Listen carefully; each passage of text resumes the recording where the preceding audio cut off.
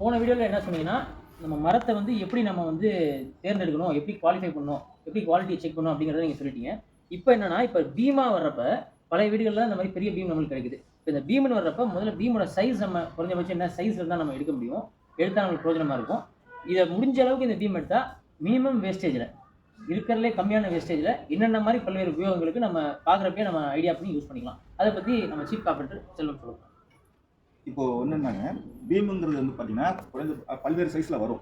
ஆனால் இருந்தாலும் நமக்கு தேவை அப்படிங்கிறது பார்த்தீங்கன்னா ஒரு 10க்கு 10 ஒரு பீம், ஒரு 10க்கு 10 இல்லை ஒரு 12க்கு 10க்கு மேலே 12, 12க்கு 4, 12க்கு 6 அந்த மாதிரி சைஸில் இருந்துச்சுன்னா ராஜநிலைக்கு யூஸ் பண்ணிக்கலாம். பீம் பொதுவாக பீம்னு எடுத்தோம்னாலே ராஜநிலை, பூஜா ரூமு இதுக்கு தான் நம்ம யூஸ் பண்ணணும். சின்ன சின்ன வேலைக்கெல்லாம் இது யூஸ் பண்ணக்கூடாது. அப்படி போட்டிங்கன்னா கான்சன்ட்ரேஷன் கொஞ்சம் ஜாஸ்தியாக இருக்கும். அப்போ நம்ம என்ன பண்ணணும்னா ராஜநிலைக்கு இது யூஸ் பண்ணும்போது குறைஞ்சபட்சம் நமக்கு 10க்கு 10 இருந்தால் தான் நாம் வந்து என்ன பண்ணலாம். லென்த் வந்து பார்த்தீங்கன்னா லென்த் வைஸ் பார்த்தீங்கன்னா ஒரு மினிமம் பார்த்தீங்கன்னா ஒரு 9 அடியாவது நமக்கு லென்த் வேணும். மினிமம் 7 அடி, ஹையஸ்ட் 9 அடி, மினிமம் 7 அடி அப்படி இருந்தால் நம்ம ராஜநிலைக்கு யூஸ் பண்ணிக்கலாம். இதை ஏன்னா மெயினாக இந்த ராஜநிலை நம்ம பண்ணுறப்ப வந்து ஜாயிண்ட் மரம் வந்து ஒன்று போல த்ரூ மரமாக இருக்கணும். ஸோ அப்போ நீளம் வந்து ஒன்று போல இருந்தால் தான் நீளமும் இருக்கணும், ஹாலோவும் இருக்கக்கூடாது, உள்ள போலாக இருக்கக்கூடாது, வெடிப்பு இருக்கக்கூடாது. இது எல்லாமே குவாலிஃபை ஆகிற மாதிரி தான் மட்டும்தான் நம்ம ராஜநிலைக்கு பூஜை எடுக்க முடியும். அப்படி எடுக்கிறோம்.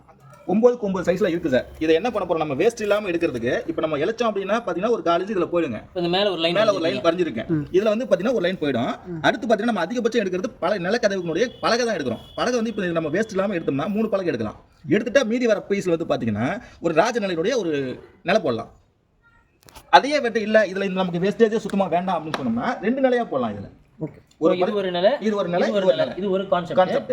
ரெண்டாவது வந்து என்னன்னா நீளமான பலகை எடுத்து அந்த கிரீன் கலர் லைன் நீங்க வரைஞ்சிருக்கிற மாதிரி இந்த மாதிரி பலகை எடுத்து பலகை ஃபுல் லென்த்துக்கு அப்படியே கிடைச்சிரும். சோ பலகையோட ஒண்ணு மேட்ச் பண்ண ரேகெல்லாம் ஒரே கலரா தெரியும், ஒரே மரத்துல எடுத்த மாதிரி தெரியும். உங்களுக்கு ஜாயின் பண்ணி போடும்போது ஒரே மரத்துல இந்த பலகை செஞ்சிருக்கோம் அப்படிங்கிற மாதிரி இது தெரியும். சோ இப்போ மெயின்லி இப்போ ஆர்கிடெக்ட் சாய்ஸ்க்கு வந்து கிரெயின்ஸ் எல்லாம் நாங்க மேட்ச் பண்ணோம் அப்படின்னு கேக்குறப்ப என்னன்னா நீங்க பலகை ஜாயின் பண்றப்ப இந்த ரேகெல்லாம் இந்த லாங் டைரக்ஷன்ல இருக்கு. இப்போ லாங்கர் டைரக்ஷன் இருக்கப்ப ஒரு மரத்தோட இன்னொரு மரம் ஜாயின் பண்றப்ப இந்த கிரெயின்ஸ் எல்லாம் த்ரூவா ஒரே டைரக்ஷன்ல டிராவல் ஆகிறப்ப ஒரு நீட்னஸ் வந்து மரம் ஃபினிஷ் பண்றப்ப கிடைக்கும். ஆமாம்.